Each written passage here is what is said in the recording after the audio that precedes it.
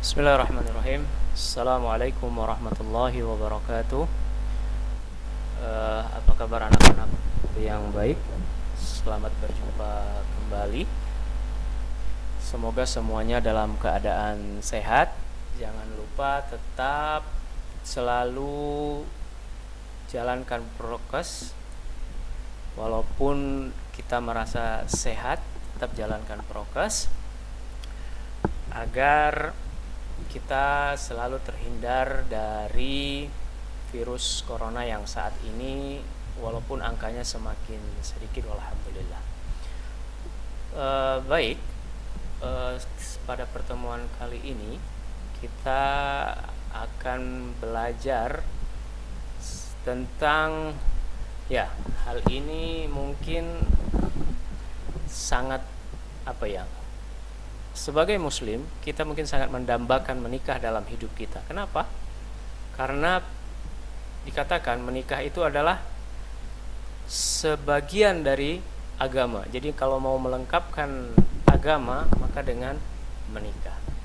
Namun, tentu saja menikah tidak hanya menikah begitu saja. Sebagai muslim, kita harus menguasai dulu fikihnya. Begitu. Baik anak-anak, ada pepatah mengatakan, gunakanlah waktu itu seperti pedang. Kalau kamu tidak menggunakannya, maka pedang itu yang akan memotong kamu. Maka dalam waktu-waktu seperti pandemi ini, gunakanlah waktu sebaik mungkin agar tidak terbuang percuma, termasuk dengan mungkin mengikuti pembelajaran seperti ini. Baik, kita mulai saja pembelajaran kita kali ini. Kita beri judul pernikahan dalam tinjauan hukum Islam. Ada beberapa hal yang akan kita capai setelah belajar ini.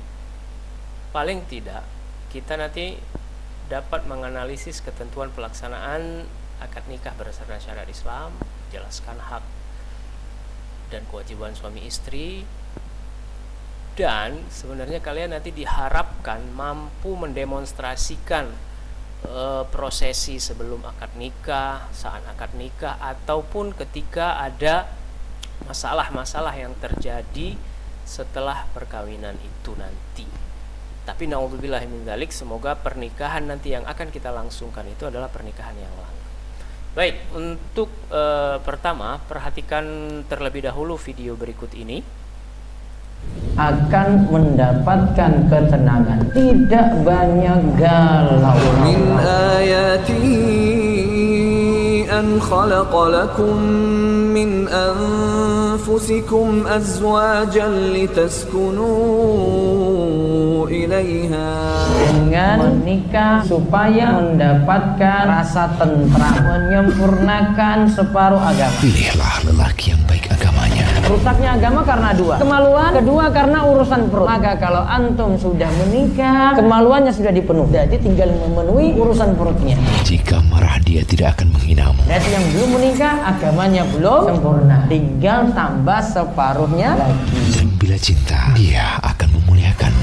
Mas pilih jangan yang suka dandan di luar. Kalau mau cari yang nggak suka dandan dan nanti dia dandannya di rumah spesial untuk antum, antum akan lebih mudah untuk tumbuhkan pahala. Jika mereka itu dalam keadaan miskin, Allah yang berikan kecukupan dengan karunia.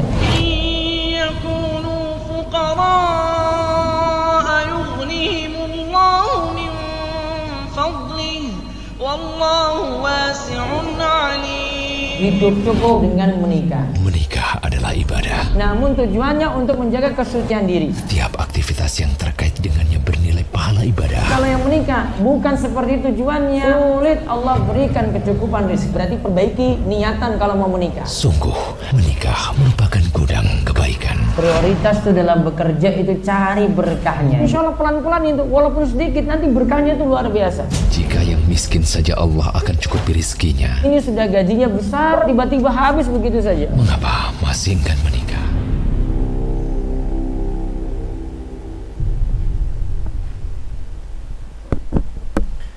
Baik, itu tadi dalam video sebenarnya sudah digambarkan step, disinggung sedikit-sedikit apa itu tujuan menikah, bagaimana memilih pasangan yang baik, kenapa menikah. Intinya sebenarnya membawa ketenangan, karena pemuda itu yang kalau hidupnya sendiri biasanya seperti dibilang di video tadi itu galau, sukanya galau. Maka supaya tenang kita harus punya pasangan hidup. Maka dikatakan dalam Islam supaya agama itu sempurna, maka sempurnakanlah dengan menikah. Baik, kenapa menikah? Ya, menikah itu termasuk sebenarnya salah satu hal yang harus disegerakan. Jadi kalau nanti setelah lulus SMA ini, ya saya tidak menganjurkan juga sebenarnya, tapi tempuh dulu pendidikan, penuhi dulu syarat-syaratnya untuk menikah. Namun memang agama menyuruh kita, mensunnahkan kita untuk menyegerakan menikah. Dikatakan oleh para salaf, kana yuqalu al-ajalatu minasy-syaitani illa fi khamsin, it'amut ta'am idza hadara ad-dhaif, wa tajhizul mayyit idza mata, wa tazwijul bikr idza adrakat, wa qada'ud dain idza wajaba, wa taubatu minadz-dzambi idza athnaba. Ya, semua ketergesa-gesaan itu adalah perbuatan syaitan, kecuali pada 5 ketergesaan. Apa itu? Segera menyajikan makanan ketika ada tamu, ikromud dhaif, mengurus mayit ketika ia mati. Nah, ini dia. Mati ketika ada orang meninggal, jangan ditunda-tunda. Segera, agar urusannya di dunia selesai dan dia segera memperoleh kenikmatannya di alamnya, kalau memang dia pantas untuk mendapatkan kenikmatan. Nah, yang ketiga ini baru menikahkan seorang gadis jika sudah bertemu dengan jodohnya. Jadi kalau sudah ada jodoh, sudah tepat, segera nikahkan supaya tidak galau tadi dibilang. Dan yang keempat, melunasi hutang ketika sudah jatuh tempo, segera bertaubat. Itu kira-kira kenapa kita harus segera menikah. Apa sih itu pernikahan sebenarnya? Ya, nikah itu sebenarnya berasal dari bahasa Arab yang berarti mengumpulkan, tajammu, mengumpulkan.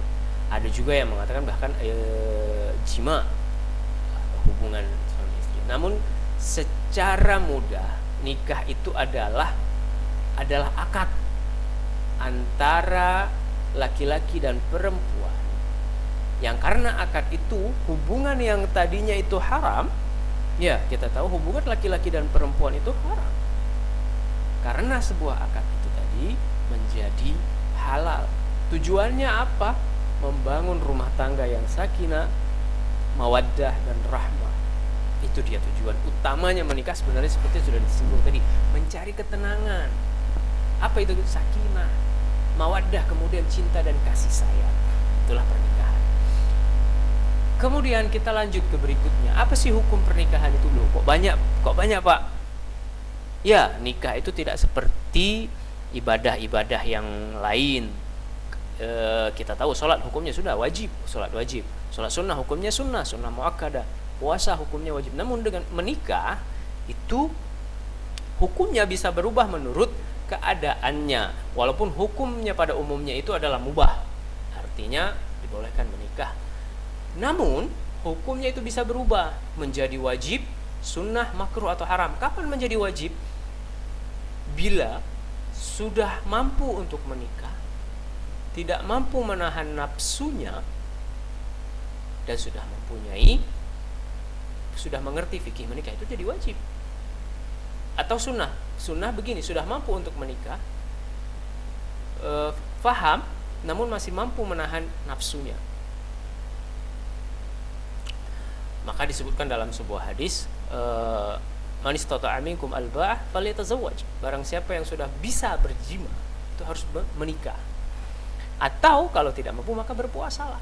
Jadi hukum nikah itu tergantung keadaannya dan tergantung kebutuhannya. Bisa jadi berubah jadi mubah, jadi wajib, sunnah, haram. Kalau haram bagaimana? Nikah dengan niat yang tidak benar.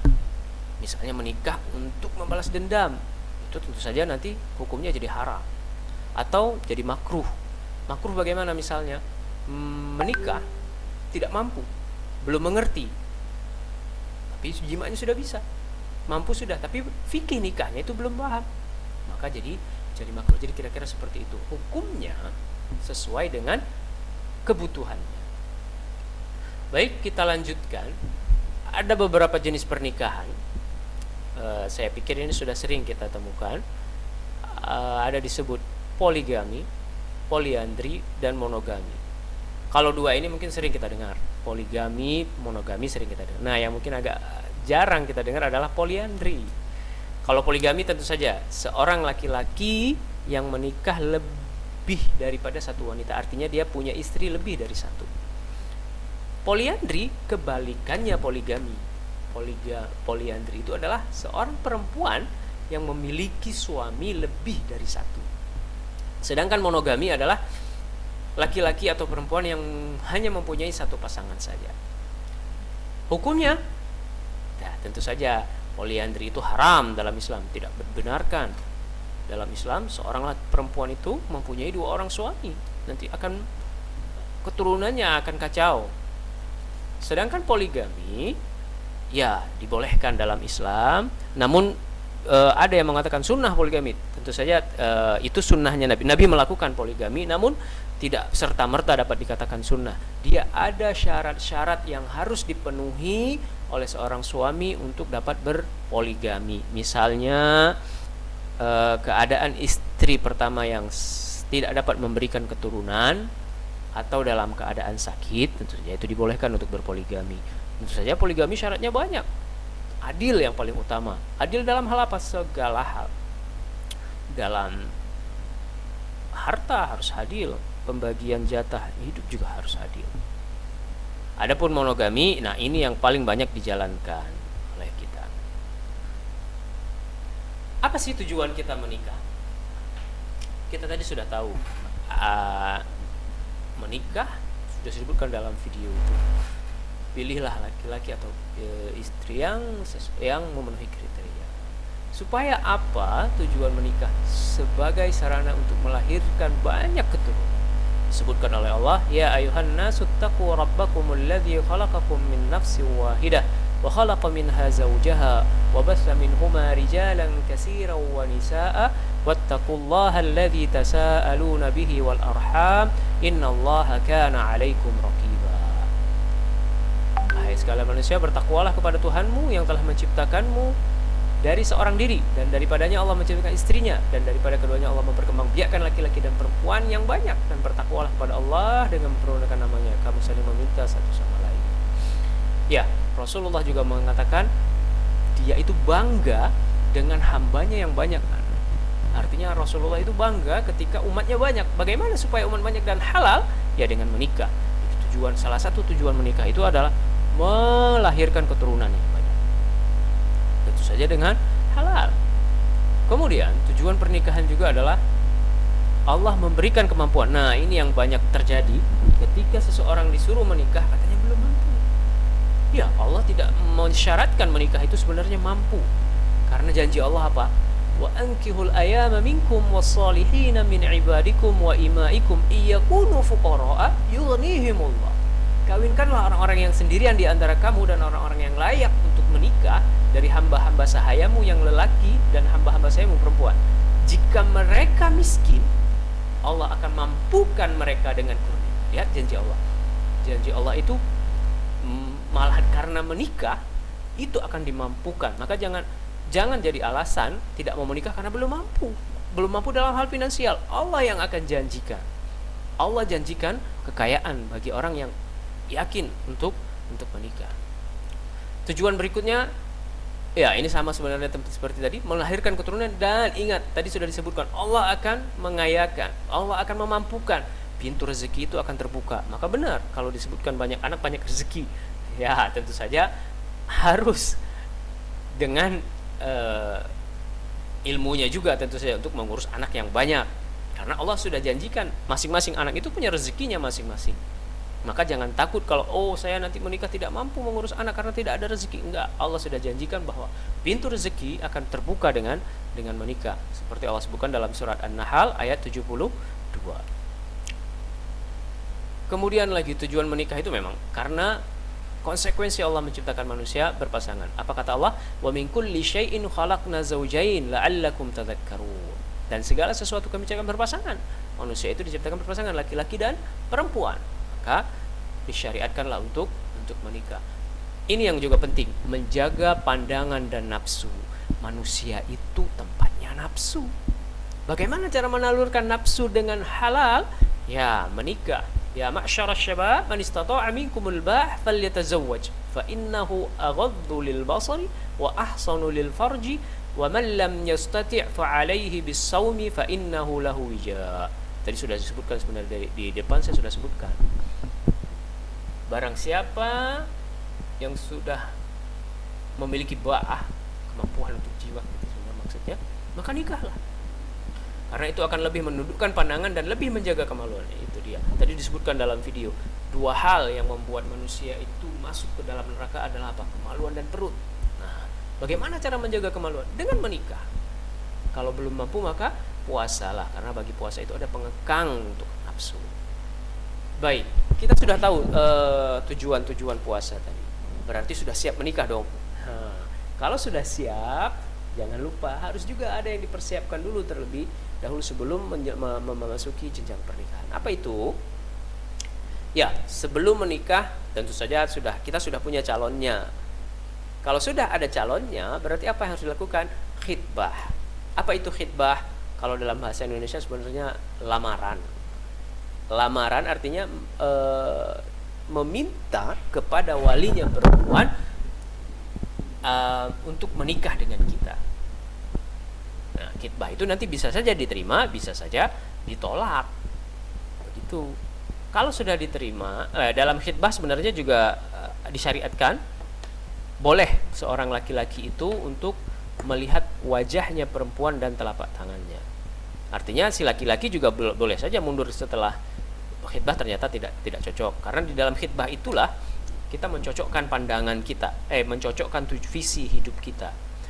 Ingat, khitbah itu bukan seperti yang ditunjukkan oleh sinetron, khitbah, ta'aruf ala Islam, karena ta'aruf, tapi isinya hanya pacaran. Tidak begitu. Khitbah itu meminta, kemudian ditentukan. Kalau diterima berarti tentukan kapan akan kita langsungkan akadnya. Kalau sudah diterima, apa yang harus disiapkan? Ya, kalau sudah diterima, yang harus disiapkan adalah mahar. Mahar ini adalah kewajiban bagi laki-laki untuk diberikan kepada perempuan sebagai hadiah nikahnya. Mahar yang terbaik bagaimana? Mahar yang tidak memberatkan, namun juga tidak memalukan bagi perempuan. Maka kata Nabi, menikahlah dengan mahar, walaupun mahar itu hanya dari cincin dari besi. Jadi mahar itu memang wajib harus ada untuk diberikan kepada perempuan. Kalau sudah lengkap, sudah ditentukan, nah tibalah inti dari pernikahan itu. Apa dia? Akad nikah. Di dalam akad nikah itu harus ada rukunnya. Apa saja? Tentu saja harus ada calon suaminya dan calon istrinya. Nah, yang paling utama adalah wali dari istri. Siapa yang harus jadi wali? Tentu saja ayahnya dari calon istri. Kalau ayahnya nggak ada, naik lagi ke atas kakeknya. Kalau tidak ada, boleh adiknya, saudara laki-lakinya sebapak, atau adik ayahnya, dan seterusnya yang menjadi mahramnya. Kemudian saksi-saksi, minimal ada 2 orang saksi dari pihak laki-laki. Dan tentu saja ada maharnya yang tadi sudah disiapkan, dan ijab qabul ini yang tidak boleh salah. Ijab dan qabul itu, ijab itu apa? Akad yang dilakukan oleh wali dengan kata, saya nikahkan engkau dengan anak saya Fulanah binti Fulan dengan mas kawin atau dengan mahar seperangkat alat sholat misalnya, dibayar bagaimana? Tunai kah? Hutang kah? Biasanya tunai. Dan harus segera dijawab berurutan, tidak boleh ada jeda. Qabiltu, itu namanya qabul. Qabiltu nikahaha, qabiltu. Atau dalam bahasa Indonesia, saya terima nikahnya Fulanah binti Fulan untuk saya. Disebutkan untuk siapa? Karena bisa saja yang menerima ijab itu bukan si calon suaminya, tapi untuk orang lain misalnya. Jadi untuk saya atau untuk siapa, dengan mas kawin yang seperti disebutkan, tunai. Misalnya begini, saya nikahkan Fulanah binti Fulan dengan engkau dengan mas kawin seperangkat alat sholat dibayar tunai? Langsung dijawab, saya terima nikahnya Fulanah binti Fulan untuk saya dengan mas kawin seperangkat alat sholat dibayar tunai. Jadi itulah rukun nikah yang harus ada, tidak boleh tidak ada. Selanjutnya, nah ini sesuatu yang ini. Tadi kita sebutkan nikah itu kan harus dalam satu majelis sebenarnya, tadi semua rukun itu. Namun karena suatu kendala, misalnya ternyata calon suami itu tidak bisa hadir, itu bisa terobosan hukum dalam Islam. Bukan terobosan, artinya Islam itu menyesuaikan zaman. Artinya kalau ternyata akad itu tidak bisa dilakukan dalam satu majelis, jadi kalau sebenarnya hukumnya mazhab Syafi'i mensyaratkan bahwa akad itu harus terjadi dalam satu majelis, artinya fisiknya memang harus ada dalam satu majelis. Namun ada juga ulama kontemporer yang berpendapat bahwa tidak, bukan fisiknya yang harus ada dalam satu majelis, tapi ada kesinambungan waktu, bukan tempat. Artinya kalau sekarang kita lihat memang kita bisa memanfaatkan teknologi seperti Zoom, itu sama saja dengan kita berada di dalam satu tempat. Maka ketika misalnya ada hal-hal yang tidak bisa kita lakukan, misalnya karena lockdown selama ini, tapi ternyata akadnya harus kita lakukan, maka dapat dilakukan secara nikah online. Sudah selesai akad. Apa selanjutnya? Ya, walimatul urus. Walimatul urus itu apa? Pesta. Pesta itu sebenarnya tujuannya itu apa? Tujuannya sebenarnya untuk mengumumkan bahwa pasangan ini sudah menikah loh. Nah, jadi diumumkanlah dengan walimatul urus. Hukumnya apa? Sunnah saja sebenarnya, tidak wajib. Dan pesta itu tidak boleh memberatkan. Kalau kita lihat sekarang kan orang berlomba-lomba bikin pesta mewah, tapi ternyata habis itu hutang. Tidak seperti itu, tidak memberatkan, bikin saja secara sederhana. Dan ingat, jangan ada hal-hal yang melanggar syariat di dalamnya. Kita lihat kalau sekarang itu banyak pesta-pesta pernikahan, di dalamnya ada orang-orang berjoget-joget ria dan lain sebagainya. Tentu saja itu tidak disunnahkan, tidak boleh dilakukan. Sudah sekarang hidup berumah tangga. Apa selanjutnya? Ya, ketika sudah berhidup berumah tangga, jangan lupa ada hak-hak suami, ada hak-hak istri. Hak suami itu biasanya adalah kewajiban bagi istri, begitu juga sebaliknya. Kewajiban suami itu adalah haknya istri, haknya suami itu adalah kewajibannya istri. Di antaranya misalnya kewajiban suami terhadap istri itu apa? Menggauli istri dengan cara yang baik dan penuh kasih sayang. Ya, tadi kita sebutkan salah satu tujuan nikah itu sebenarnya untuk dapat menyalurkan nafsunya dengan halal. Maka gaulilah dengan cara yang baik. Memberi nafkah lahir, tentu saja ini kewajibannya suami. Nah, yang paling penting mengajari istri ilmu agama berkaitan dengan wanita. Jadi makanya sebelum menikah suami itu harus sudah tahu dulu ilmu-ilmu tentang kewanitaan. Bukan malah dia nggak paham. Itu adalah kewajibannya untuk mengajarkan istrinya. Kemudian yang keempat, adil dan bijaksana. Dan yang kelima, menutup aib istri kepada siapapun. Ini harus dijaga. Kalaupun nanti ribut, aibnya tetap harus dijaga. Dan adapun kewajiban istri terhadap suami, berarti ini adalah haknya suami, menjadikan suami sebagai pemimpin. Nah, ingat, apapun, walaupun gaji istri lebih banyak, kita tetap harus menjadikan suami itu sebagai pemimpin. Mentaati suami selama tidak dalam maksiat. Ini wajib. Wajib mentaati segala perintah suami selama suami tidak memerintahkan ke dalam kemaksiatan. Memenuhi kebutuhan suami baik biologis dan non biologis. Tentu saja ini harus dilaksanakan oleh istri.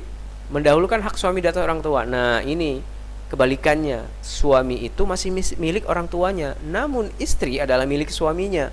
Jadi ketika ada hak suami itu harus didahulukan daripada orang tua bagi istri.